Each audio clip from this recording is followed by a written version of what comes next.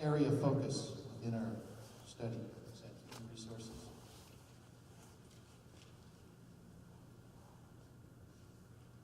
So very brief with this. Human resource functions identified through both BIEC and similar documents provided by the Navajo Nation are compatible with continuation of all critical management functions. We spent time consulting with BIE experts who have worked in the system for many years, and also with folks in Navajo Nation.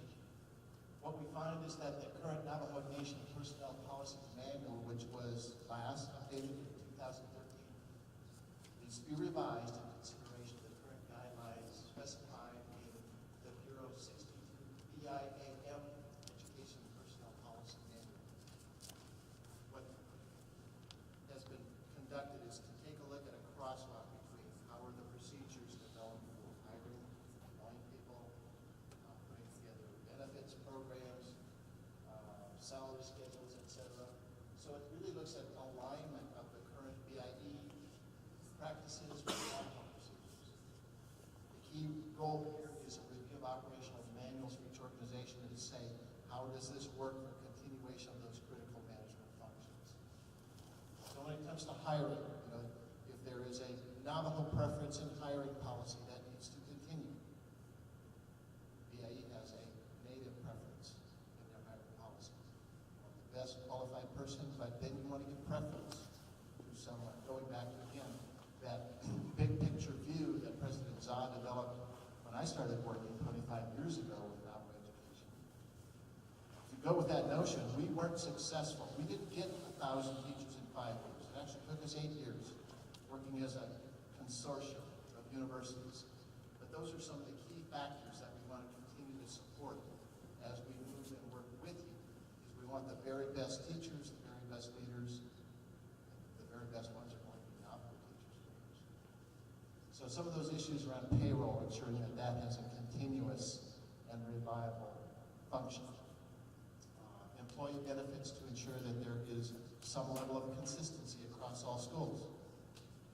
The salary, health, retirement plans, and also those critical factors around risk management. Those are the things that the Navajo Nation has the capability. There will be need to build the capacity. That's why this won't happen overnight, as Dr. Martin was just saying.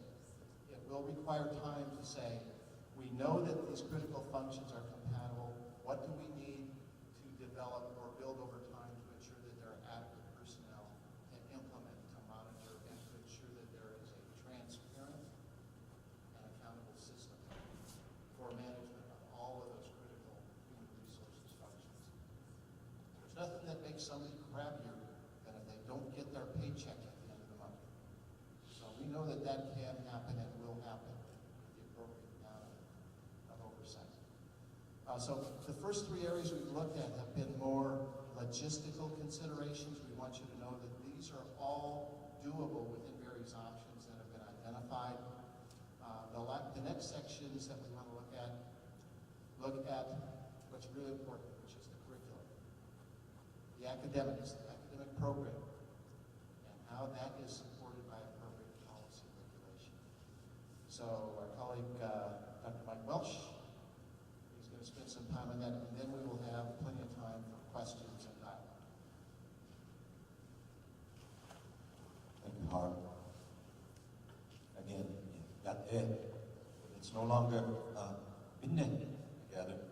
We have gone long, and we will certainly try to hurry up so that we get your comments as well. It will be important to us to know how you feel about what you've heard today. We did a session yesterday, Crown Point,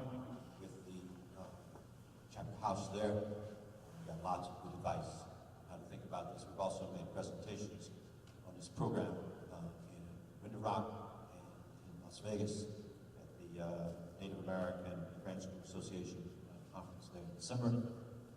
Part of the purpose of this program was not just to design or just to suggest some ideas, but also to gain information back from community members most affected by the future of the schools in whatever form, tribe wishes it to be. As others have said, it's been an honor to work on this study. All of us have had long relationships with the Navajo Nation.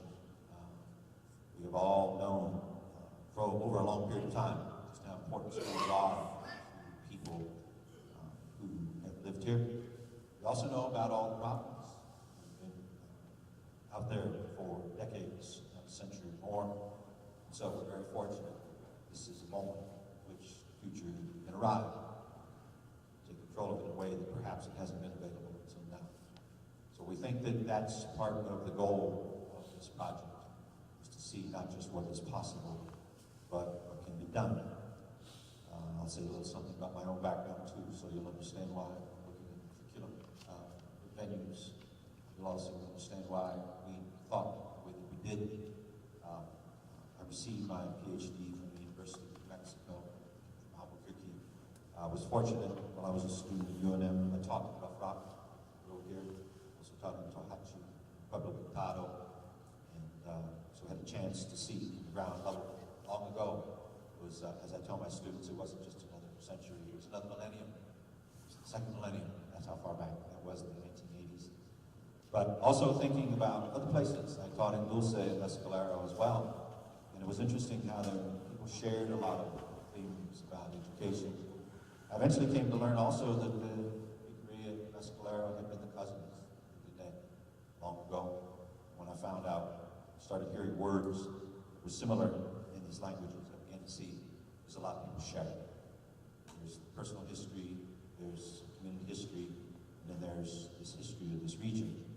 So hopefully this idea we're developing here has run through the filter of our experiences, and you'll see with the discussion of curriculum how to make knowledge work for students that live in this part of the world, and how to help them become whatever they want to be. Should they stay? Should they go? What we decided to do was to start with the curriculum models, which were based upon the Navajo Nation Accountability Workbook, which had been written in 2010, adopted in January 2011.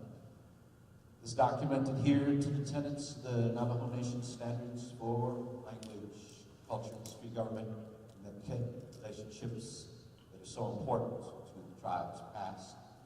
And we wanted to come up with materials and methods that would be culturally responsive to this curriculum, and it would work in concert with the culturally appropriate instructional practices that any good school system engages. As you all know, there are many good schools on the Navajo Nation, many good things about the teaching of language, culture, history, tradition, many farms. It's one of those. So we are very fortunate when we started out, the models we studied and the ideas that we pursued seemed to make sense to many people that we talked to. And the second set of ideas we wanted to leave you with for your consideration today, the steps we took to understand those models, to write those plans. We started out by looking at the state curriculum, because there really was no BIE curriculum. States, as you all know, default in their testing, BIE schools default to the testing of a state. That's one of the challenges that the Navajo Nation faces. Arizona has 8, New Mexico will have a part, Utah goes its own way. There are 3 different tests, right? So if a teacher, a student, an administrator looks at 3 different states, 3 different tests, we had to consider those curriculums and assessment and teacher quality requirements for all different 3 states. By the way, this is the only people in the country have this. No other tribe has this multiple state arrangement they work with. Only Standing Rock, Dakota, middle people, not Lakota. Only they have 2 states, and it's right on the border of North and South Dakota, and they have some students on one side and some on another. So this is a very important challenge to understand. The second thing that we decided after trying to figure out how teachers are trained and students are assessed and information is delivered, we wanted to look at the new strategies in unfolding the Common Core Curriculum standards that New Mexico has approved, and then the state-based strategies that Arizona has developed, and that Utah is now considering in the fields of STEM and reading.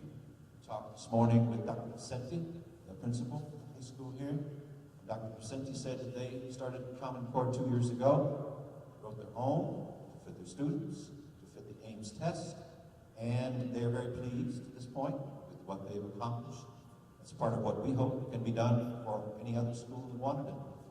Then the third step on trying to organize our work plan to create a model was that how could we integrate Diné language and culture into that mainstream curriculum, regular curriculum for K-12.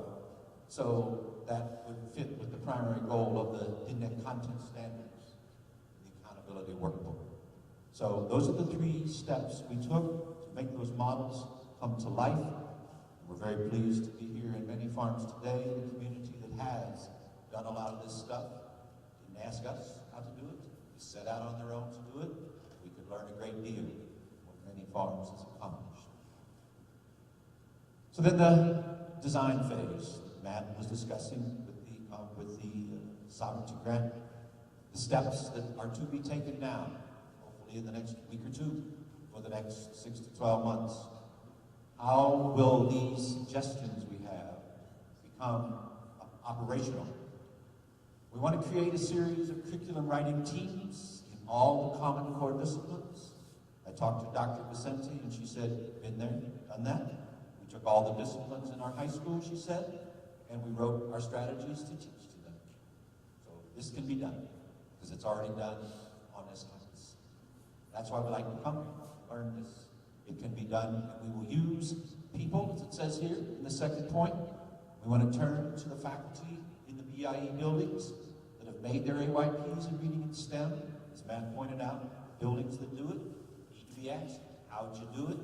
Bring those people to these resource teams that Harvey Rood talked about.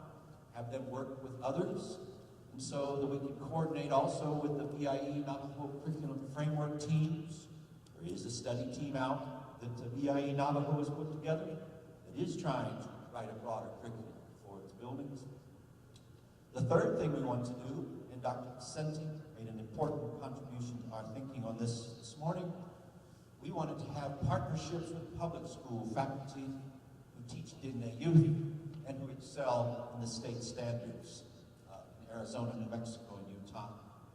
You don't need us to tell you about all the movement back and forth, public to BIE, BIE to public, state to state.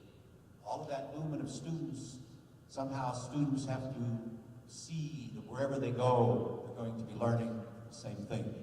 There'll be a lot of value in the knowledge no matter where they go. And so you have public school right down the road in Chinle. You have many farms here. It's all over the reservation. All over the reservation. In the same communities as well.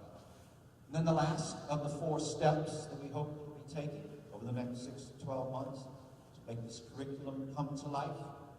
We want to find those districts that already integrate Diné language and culture throughout the grades and throughout the subjects. K-12, all disciplines. We don't want it just to be that standalone class. We don't just want some stuff in Head Start and then a kid shows up in the 1st grade somewhere, never sees it again until the 9th grade in a